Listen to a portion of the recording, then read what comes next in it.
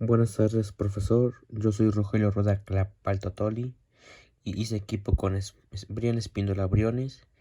A mí me tocó hablar sobre la clasificación de figuras geométricas del plano R3 o tercera dimensión.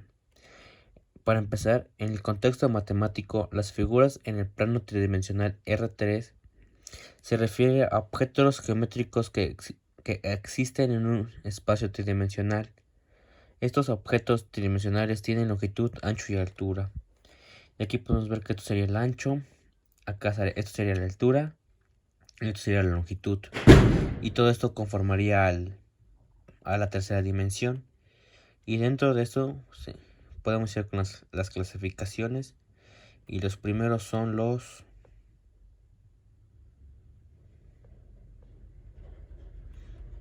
poliedros, que son figuras geométricas tridimensionales limitadas por caras planas que son polígonos conectados entre sí por aristas. Estas caras encierran un espacio tridimensional y se encuentran en vértices. Y dentro de los poliedros podemos encontrar que son convexos y cóncavos. Pero primero hablemos sobre los convexos. Dentro de los convexos podemos encontrar los regulares y irregulares. Los, los regulares son un conjunto espacial de sólidos geométricos tridimensionales que cumplen con ciertas propiedades geométricas específicas.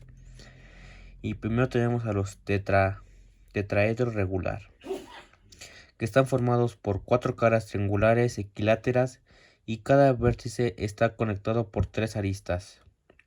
Después tenemos al cubo hexaedro regular, que tiene 6 caras cuadradas congruentes y cada vértice está conectado por 3 aristas. Después encontramos al octaedro regular, que tiene 8 caras triangulares equiláteras, cada vértice está conectado por 4 aristas. Y por último tenemos el icosaedro regular, que está formado por 20 caras triangulares equiláteras y cada vértice está conectado por 5 aristas.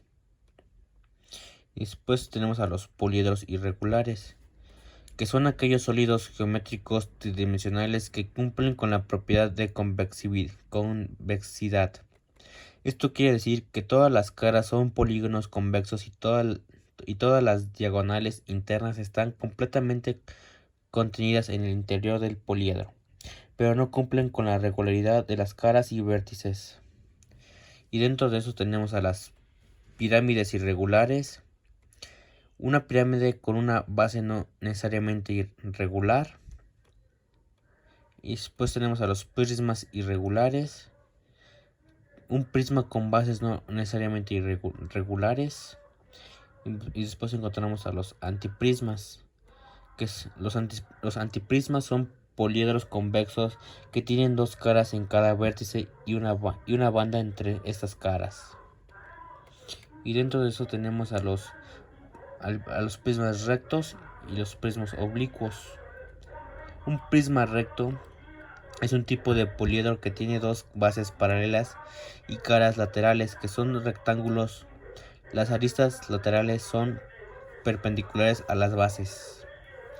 Y los prismas oblicuos son un tipo de poliedro que tienen 2 bases paralelas y caras laterales que son paralelogramos, es decir, los lados opuestos son paralelogramos y de igual longitud.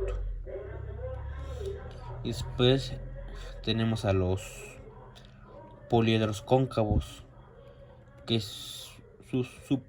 que se pueden subclasificar como cóncavo simple, que tiene una única cara cóncava. Después tenemos al cóncavo múltiple, que pueden consistir en múltiples componentes cóncavos, donde cada componente es un poliedro cóncavo por sí mismo. Después tenemos a los cóncavos compuestos, pueden consistir en múltiples componentes cóncavos, donde cada componente es un poliedro cóncavo por sí mismo. Y dentro del plano tridimensional, igual tenemos a cilindros y conos. Estos se dividen por cilindro recto, que es el eje del cilindro, es perpendicular a ambas bases y las bases son círculos concéntricos. Después tenemos al cilindro oblicuo. El eje del cono no es perpendicular a la base. O sea, puedo decir no es recto, que es un poco desviado. Después tenemos al cilindro de revolución, que se forma al girar un rectángulo alrededor de uno de sus lados. Las bases son círculos y el eje de rotación es paralelo a uno de sus lados del rectángulo. Ese rectángulo va a girar en una forma de 360 grados y va a formar el cilindro de revolución. Después tenemos al cono recto, que el eje del cono es perpendicular a la base y la base es un círculo. La altura es la distancia desde el vértice hasta el centro de la base. Después tenemos al cono oblicuo. El eje del cono no es perpendicular a la base. En este caso, la altura es la distancia perpendicular desde el vértice hasta el plano de la base. Y después tenemos al cono de revolución, que se forma al girar un triángulo rectángulo alrededor de uno de sus catetos. La base es un círculo y el vértice está en el eje de rotación.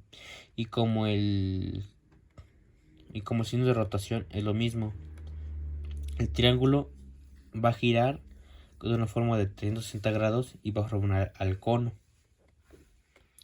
Y después tenemos a las esferas, que es un conjunto de puntos equidistantes de un punto dado en el espacio. Digamos, este punto va a formar todas las esferas porque son puntos equidistantes. Y después tenemos a los elipsoides, que igual se dividen por elipsoide de revolución, que es un tipo de elipsoide que se forma al girar una elipse alrededor de uno de sus ejes. Todas las secciones transversales son elipses congruentes. Y esto va a provocar que, digamos, este círculo va a girar de una forma que va a formar el elipsoide de revolución. Después tenemos al elipsoide triaxial, que es un elipsoide con tres semiejes de longitud diferentes. Cada semieje puede tener una longitud diferente, lo que da lugar a una forma más general. Y aquí, digamos, cada longitud es distinta y es lo que forma al elipsoide de traxial, o sea que no son todos iguales, depende de la longitud que tenga. Después tenemos a las esferoide oblato, destacado por su forma achatada donde el diámetro ecuatorial es mayor que el diámetro polar. Este tipo de elipsoide es especialmente relevante en geodesia y astronomía para modelar la forma de la Tierra. Y eso quiere decir que este no es totalmente redondo, sino es como más achatado y es como que la forma general de la Tierra, como la veríamos en general. Después tenemos a los paraboloides, que se clasifican por paraboloide de revolución, que destacado por su versatilidad al formarse mediante la rotación de un parábolo alrededor de su eje, puede adoptar formas cóncavas hacia arriba, paraboloide elíptico, o hacia abajo, paraboloide hiperbólico. Y eso va a probar que esto, digamos, va a girar y va a ir formando todo el paraboide hacia abajo. Y después tenemos al paraboide de elíptico, importante por su formación al rotar una parábola elíptica alrededor de su eje.